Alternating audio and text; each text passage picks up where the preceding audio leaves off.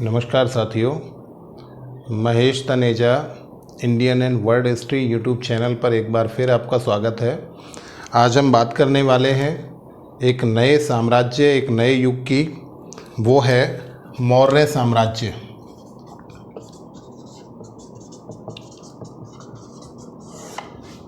मौर्य साम्राज्य का जहाँ जिक्र किया जाए तो इसका टाइमिंग 322 से 185 ईसा पूर्व स्वीकार किया जाता है। और किस तरह से मौर्य साम्राज्य की स्थापना हुई, इसकी जानकारी के कौन कौन से स्रोत हैं, उस पर हम बहुत वृहद विश्लेषण करने वाले हैं।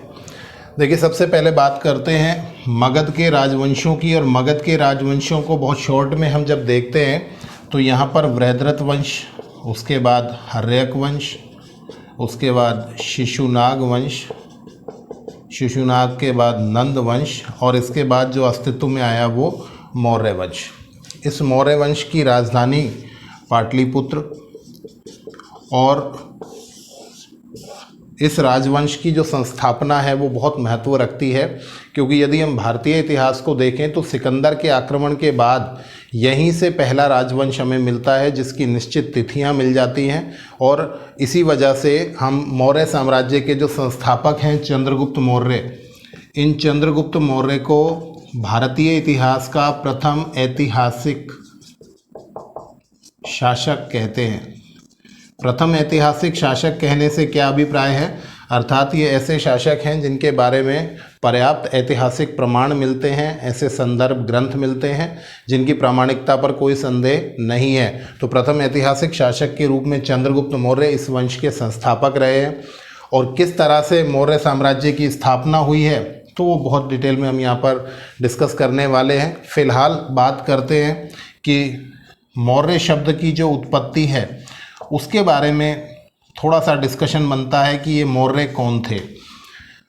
तो यदि मैं ये कहूँ आपसे कि अलग अलग धर्मों ने अपने अपने तरीके से इसे डिफाइन करने की कोशिश की। जो तीन मुख्य धर्म थे इस समय, ब्राह्मण धर्म, बौद्ध धर्म और जैन धर्म, इन्होंने किस तरह से इस साम्राज्य को नाम दिया।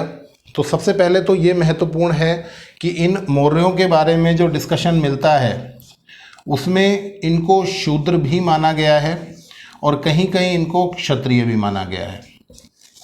शूद्र भी माना गया है और क्षत्रिय भी माना गया है। और मैं इससे पहले कि अगर जिक्र करूं तो नंद वंश के शासकों को हमने शूद्र माना था, इनके बारे में शूद्र स्वीकार किया गया था। तो यहाँ पर ये दो तरह की विचारधाराएं क्यों? देखिए, मौर्य वंश के जो शासक हैं उन्होंने बौद्ध धर्म और जैन धर्म को मुख्य रूप से संरक्षण दिया, या मैं ये कहूँ बौद्ध, जैन और आजीवक को इन्होंने संरक्षण दिया। जहाँ हम अशोक की बात करते हैं तो बौद्ध धर्म से आपको अटैच दिखाई देते हैं। चंद्रगुप्त मौर्य की बात करते हैं तो वो जैन धर्म को स्वीकार करते हुए दिखाई देते हैं। और जब ये दोनों ही धर्म क्षत्रियों ने चलाए, जब हम ये मानते हैं कि बौद्ध धर्म और जैन धर्म क्षत्रियों के द्वारा प्रचारित प्रसारित किए गए, स्टार्ट किए गए, तो डेफिनेटली इन ग्रंथों में हमें मौर्य शासकों को क्या मिलेगा, क्या कहा गया होगा, तो इनको क्षत्रिय कहा गया है। बहुत सिंपल सा है कि जब बौद्ध और जैन धर्म के संस्थापक क्षत्रिय हैं और एक बड़े साम्राज्य की स्थापना करने वाले चंद्रगुप्त मौर्य को वो क्या मानेंगे, तो वो चंद्रगुप्त मौर्य को क्षत्रिय ही मानेंगे। तो ये दोनों तो क्षत्रिय मानते हैं। और ब्राह्मण धर्म के जो ग्रंथ हैं, अर्थात मुख्य रूप से जो संस्कृत भाषा के ग्रंथ हैं, उनमें हमें ये मिलता है कि ये शूद्र थे। शूद्र मिलने के प्रमाण थोड़ा और डिटेल करें तो मुद्रा राक्षस में यदि हम देखें तो मुद्रा राक्षस में चंद्रगुप्त मौर्य को वृषल कहा गया है। और वृषल से ही अभिप्राय निकाला जाता है कि यह कोई निम्न कुल से संबंधित रहे होंगे। इसके अलावा एक बड़ा प्रमाण हमें प्राप्त होता है विष्णु पुराण की एक टीका से।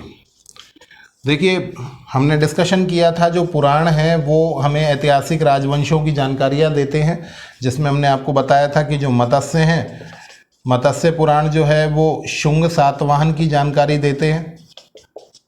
वायु पुराण जो है वो गुप्त काल की जानकारी देता है। और विष्णु पुराण से हमें जो जानकारियाँ मिलती हैं वो मुख्य रूप से मौर्य काल से संबंधित मिलती हैं। तो विष्णु पुराण पर एक टीका है श्रीधर स्वामी की, और श्रीधर स्वामी की इस टीका में हमें ये मिलता है कि ये नंदराज की पत्नी मुरा के पुत्र हैं। नंदराज की पत्नी मुरा, और मुरा से उद्भूत जो है वो चंद्रगुप्त मौर्य स्वीकार किए गए हैं। इसका मतलब मौर्य शब्द की उत्पत्ति जो है इनके माता के नाम से हुई है, और इस आधार पर भी ये तय किया जाता है कि जब नंद शासक शूद्र हैं तो इनकी संतान अर्थात चंद्रगुप्त मौर्य भी कौन है, ये भी शूद्र हैं। तो इनके शूद्र होने के प्रमाण हमें यहाँ से प्राप्त हो जाते हैं, और ब्राह्मण ग्रंथ इन्हें शूद्र ही मानते हैं। बौद्ध ग्रंथ किस तरह का विश्लेषण करते हैं, ये क्षत्रिय मानते हैं इन्हें, और यदि क्षत्रिय मानते हैं तो इनके प्रमाण क्या है। तो आपको हमने गणराज्यों की बात की थी, और हमने पिपली वन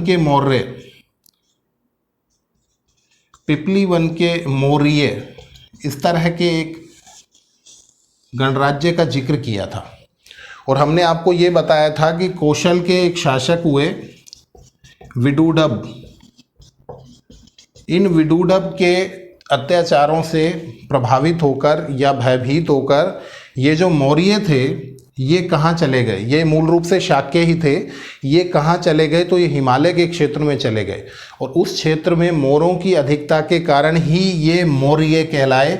और ये माना जाता है बौद्ध ग्रंथों के अनुसार कि यही पिपली वन के मौर्य जो हैं ये चंद्रगुप्त मौर्य के वंशज या चंद्रगुप्त मौर्य के पूर्वज रहे हैं, और निश्चित रूप से चंद्रगुप्त मौर्य यहाँ से संबंधित है। और जब आप इनको यहाँ से संबंधित करेंगे शाक्यों से, तो डेफिनेटली आपको ये मानना पड़ेगा कि ये बौद्ध हैं और बौद्ध धर्म के नज़दीक हैं, और ये क्षत्रिय हैं।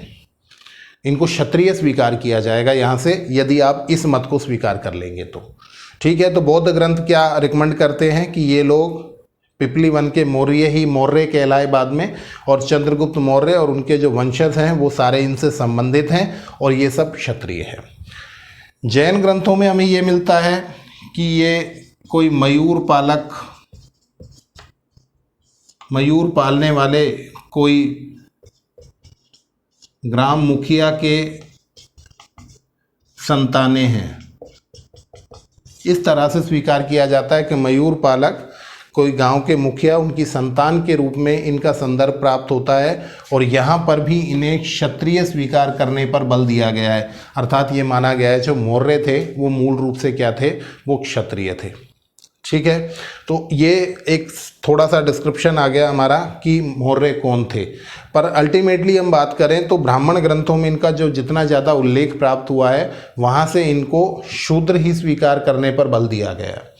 ठीक है, चलिए आगे बढ़ते हैं और मौर्य शासकों के बारे में जानकारी के स्रोतों को डिस्कशन में लेकर आते हैं।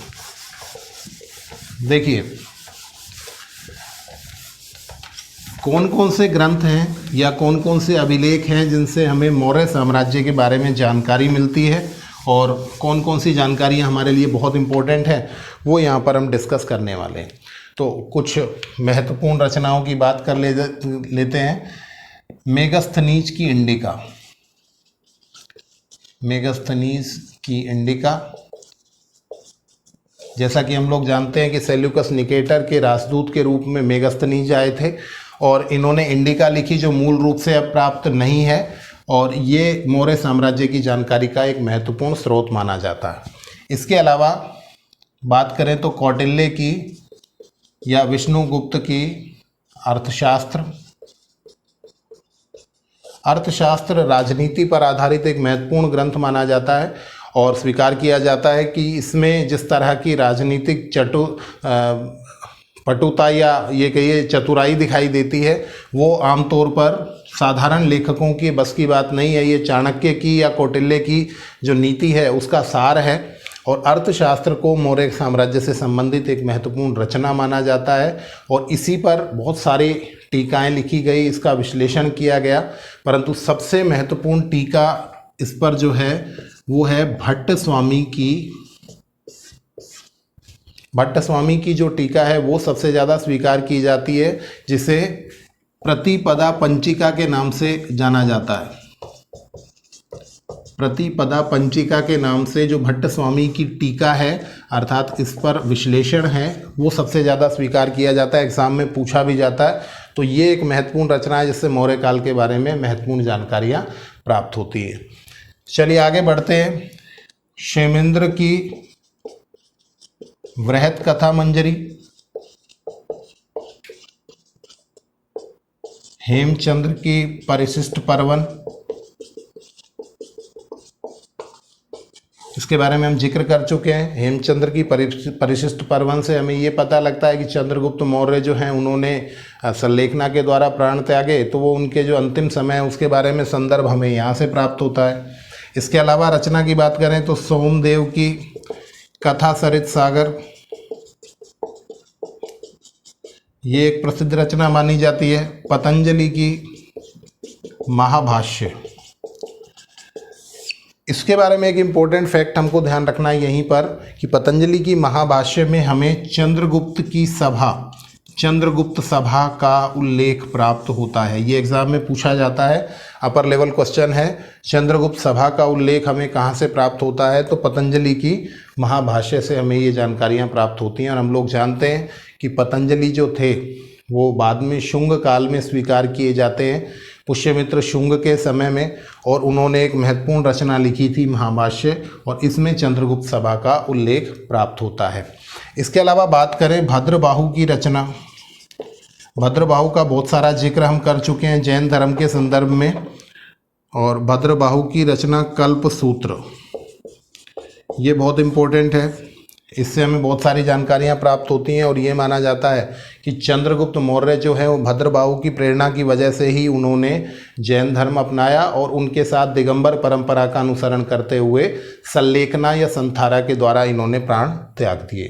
तो ये जानकारी भी हमें प्राप्त होती है। इसके अलावा बहुत इम्पोर्टेंट अभी हमने जिक्र किया विशाख दत्त की रचना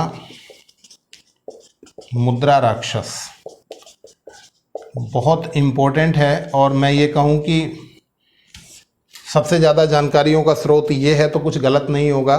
ये गुप्त काल की रचना है, और गुप्त काल की इस रचना में हमें मौर्य साम्राज्य के बारे में जानकारी प्राप्त होती है।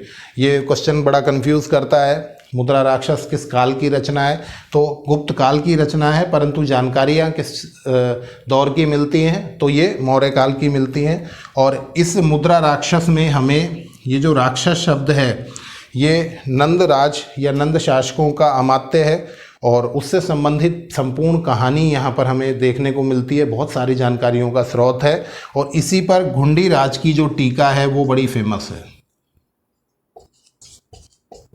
इसी पर घुंडी राज की जो टीका है वो बहुत फेमस है, और ये भी एग्ज़ाम में पूछा जाता है कि घुंडी राज की जो टीका है वो किस रचना पर आधारित है, किस पर आधारित है, तो विशाख दत्त की रचना मुद्रा राक्षस पर आधारित है।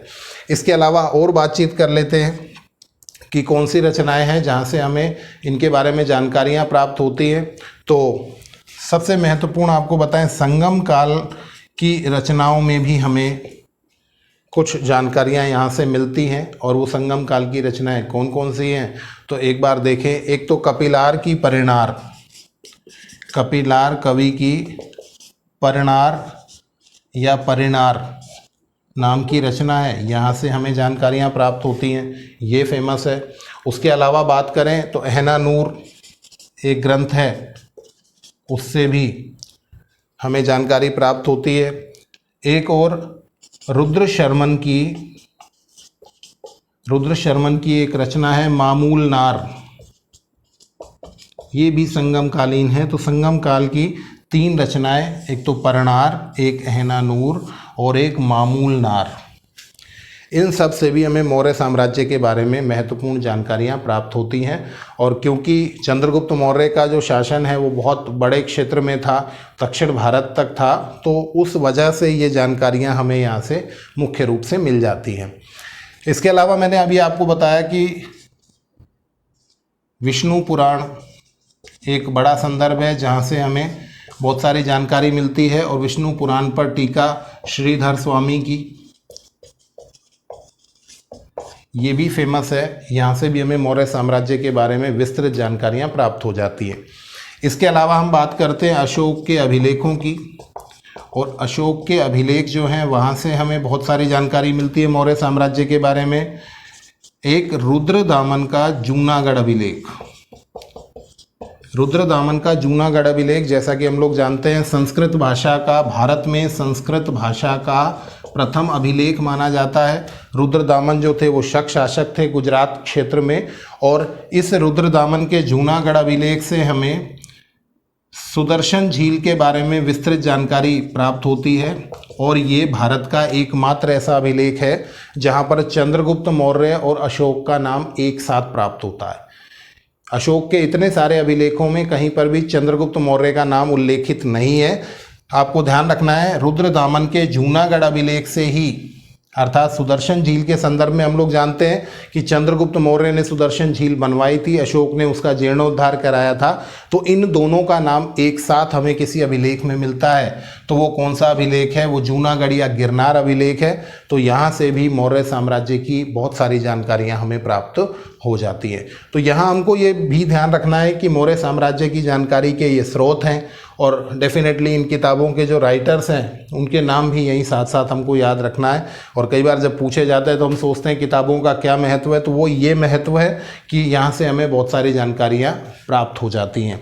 चलिए आगे बढ़ते हैं। और जैसा कि हमने कहा कि अशोक के अभिलेखों से हमें मौर्य साम्राज्य की जानकारी मिलती है, इसी तरह से चंद्रगुप्त मौर्य के अभिलेखों से भी हमें जानकारियाँ प्राप्त होती हैं। और दो अभिलेख जो चंद्रगुप्त मौर्य के माने जाते हैं उनका यहाँ पर जिक्र कर लेते हैं। एक तो महास्थान और एक सौगोरा, ये बहुत फेमस हैं और ये दोनों ही अभिलेख चंद्रगुप्त मौर्य के स्वीकार किए जाते हैं। हालांकि ये माना जाता है कि अशोक से अभिलेखों की विस्तृत श्रृंखला स्टार्ट हुई और विस्तृत विश्लेषण अशोक के अभिलेखों से ही मिलता है, पर फिर भी ये दो अभिलेख चंद्रगुप्त मौर्य के स्वीकार किए जाते हैं। और महास्थान जो है ये पुंड्रवर्धन क्षेत्र, बांग्लादेश, महास्थान पुंड्रवर्धन क्षेत्र जो बांग्लादेश है वहाँ पर, और सौगोरा जो है ये गोरखपुर उत्तर प्रदेश में, ये ताम्रपत्र लेख है। और यहाँ पर अन्नागार का चित्र भी प्राप्त होता है। ये पूछा जाता है हमसे अन्नागार का चित्र कहाँ से मिलता है, तो अन्नागार मतलब अन्न के भंडारण से संबंधित। और ये माना जाता है कि ये दोनों ही अभिलेख कहीं ना कहीं अकाल के समय प्रजा की रक्षा या अकाल के समय राजा के द्वारा किए जाने वाले उन उपायों के बारे में एक संदर्भ प्रस्तुत करते हैं कि जो मौर्य शासक थे वो दयालु थे और उनका जनता के प्रति, प्रजा के प्रति जो लगाव था वो दिखाई देता है। तो आपको यहाँ पर महत्वपूर्ण तरीके से जानना है, महास्थान और सौगोरा के अभिलेख चंद्रगुप्त मौर्य से संबंधित हैं। और इन अभिलेखों से हमें ये पता लगता है कि जो मौर्य शासक थे वो प्रजा के लिए समर्पित थे और उन्होंने अकाल राहत के तहत, क्योंकि हम बात करते हैं कि 12 वर्षों का अकाल पड़ा, हमने जैन धर्म में इस बारे में बातचीत की थी कि पाटलिपुत्र में 12 वर्षों का अकाल पड़ा था। तो अकाल के समय राजा की क्या भूमिका होगी वो हमें यहाँ से प्राप्त होता है कि मौर्य शासक जो हैं वो प्रजा के हित में थे और प्रजा के लिए उन्होंने इस तरह का कंट्रीब्यूशन भी कर दिया है। तो ये भी हमारे लिए बहुत इम्पोर्टेंट है। उसके अलावा 2 रचनाएं श्रीलंका से, और श्रीलंका से रचनाएं कौन कौन सी हैं, तो दीपवंश और महावंश। और ये माना जाता है कि ये दोनों ही रचनाएं जो हैं ये अनुश्रुतियों पर आधारित है, अर्थात जो भी कहानियाँ चलती हैं उस पर आधारित है। प्रत्यक्ष रूप से इनका भारत से संबंध नहीं था, परंतु जो भी बौद्ध धर्म के प्रचारक रहे उनके द्वारा जो जानकारियाँ भेजी गई या यहाँ पर कुछ यात्री आए श्रीलंका से, उनके द्वारा जो जानकारियाँ समेटी गई वो सारी की सारी दीपवंश और महावंश में हमें प्राप्त हो जाती हैं। और महावंश के अंदर हमें एक महत्वपूर्ण जानकारी प्राप्त होती है जहाँ पर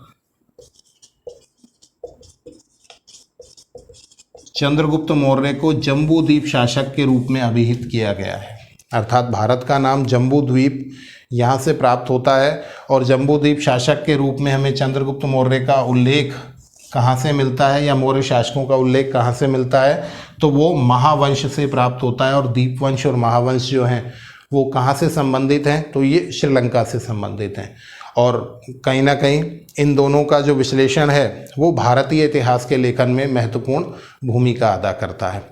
तो ये सारी की सारी रचनाएं और सारे की सारी टीकाएं हमने यहाँ पर डिस्कस कर ली और इन सब से हमें जानकारी प्राप्त होती है मौर्य साम्राज्य के बारे में।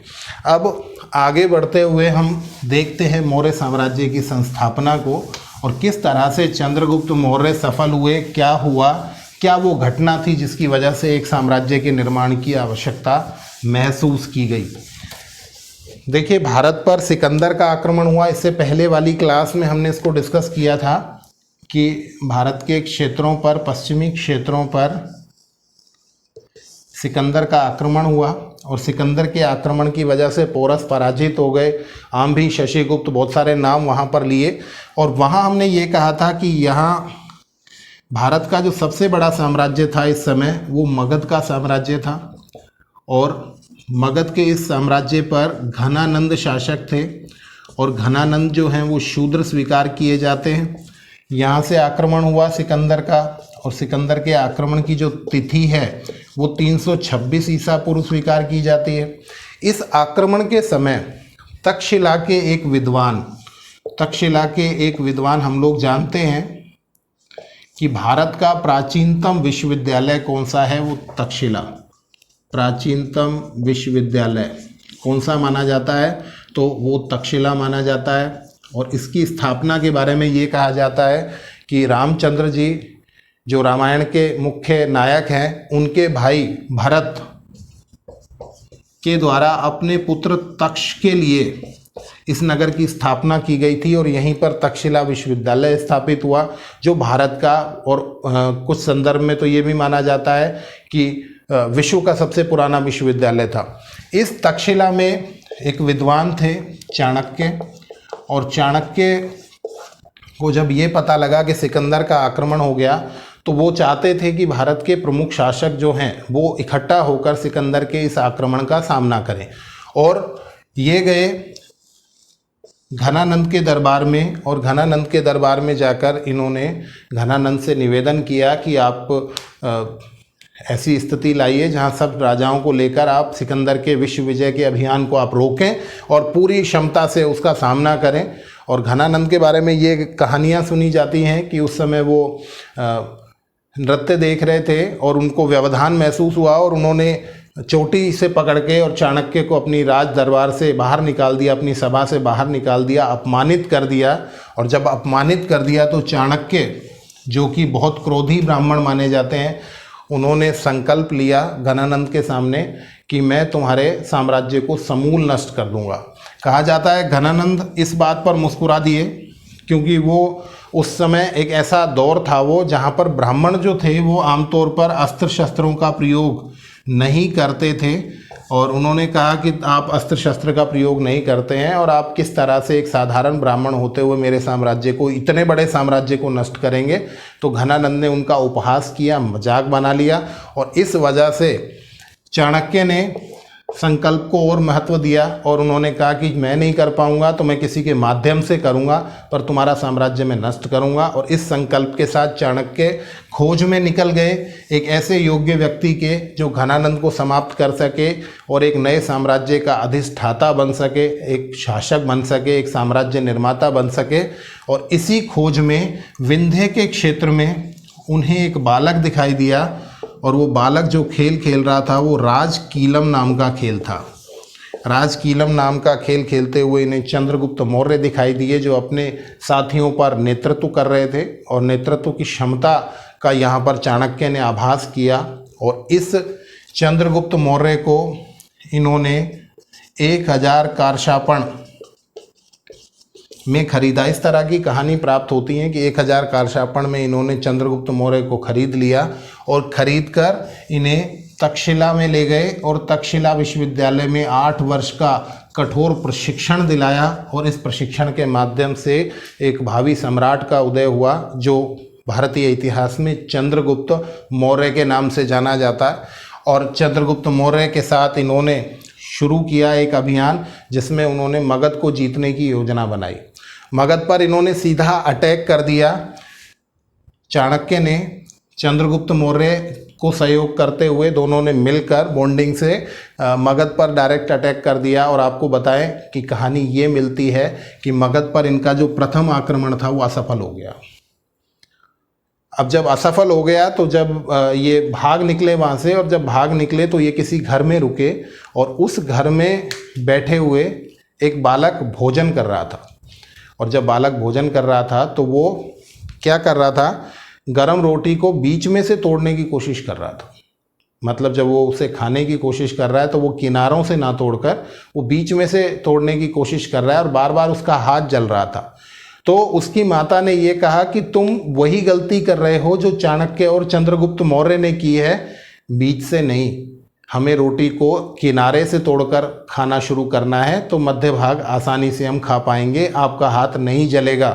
तो इस बात को सुनकर चाणक्य को गलती का एहसास हुआ, और उन्होंने क्या किया, फिर उन्होंने पहले पंजाब के क्षेत्र को जीतने का निश्चय किया। अर्थात उन्होंने अपने अभियान को यहाँ से एक किनारे से शुरू करने की बात को ठाना, और पंजाब के क्षेत्र को इन्होंने पहले अपने नियंत्रण में किया, और यहाँ से जो शक्ति उन्होंने अर्जित की उसके बाद उन्होंने मगध पर आक्रमण कर दिया।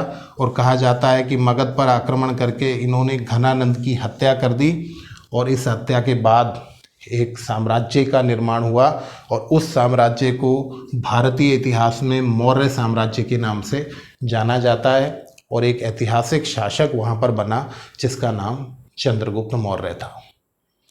तो ये कहानी हमें प्राप्त होती है, और घनानंद का अंत हो गया, और यहाँ पर एक सशक्त शासक के रूप में हमें चंद्रगुप्त मौर्य के दर्शन हो जाते हैं।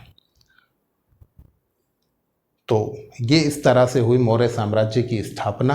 अगली कक्षा में हम बात करेंगे किस तरह से चंद्रगुप्त मौर्य ने भारतीय इतिहास में अपनी मुख्य स्थिति को प्रस्तुत किया, प्रकट किया। ये सारी जानकारी यहाँ पर हम समाहित करने वाले हैं। यहाँ एक तथ्य मैं ज़रूर जोड़ना चाहूँगा। ये माना जाता है कि इस मगध पर विजय के लिए चंद्रगुप्त मौर्य ने सिकंदर से मुलाकात की थी। हालांकि भारतीय इतिहास इसको पूर्णतः स्वीकार नहीं करता है। केवल यूनानी रचनाकारों से हमें ये जानकारी मिलती है कि चंद्रगुप्त मौर्य ने सिकंदर से मुलाकात की थी, और वो चाहते थे कि नंद वंश के खिलाफ सिकंदर उनकी मदद करें। ये जानकारी हमें प्लूटार्क और जस्टिन, एग्ज़ाम में पूछे जाते हैं कई बार इस तरह के तथ्य, प्लूटार्क और जस्टिन के उल्लेख से पता लगता है। वहाँ उल्लेख मिलता है इस तरह का कि सिकंदर का जो सहयोग प्राप्त करने की कोशिश की गई किसके द्वारा, चंद्रगुप्त मौर्य के द्वारा। और ये कहा जाता है कि चंद्रगुप्त मौर्य ने वहाँ पर कठोर भाषा का इस्तेमाल किया, सिकंदर उनको मारने को दौड़ा और ये वहाँ से बच निकले। तो इस मुलाकात का जिक्र किस किसने किया है, तो प्लूटार्क और जस्टिन ने किया है। ये आपको मुख्य रूप से ध्यान रखना है, ठीक है। तो इस तरह से मौर्य साम्राज्य की स्थापना और मौर्य साम्राज्य की जानकारी के स्रोत ये हमें यहाँ पर जान लेने हैं। नेक्स्ट क्लास में हम चंद्रगुप्त मौर्य के शासन की मुख्य विशेषताओं और उसके जीवन की महत्वपूर्ण घटनाओं का जिक्र करेंगे। आज के लिए इतना ही। देखते रहिए वीडियोस को, जुड़े रहिए Mahesh Taneja Indian and world history YouTube channel से। बहुत बहुत धन्यवाद।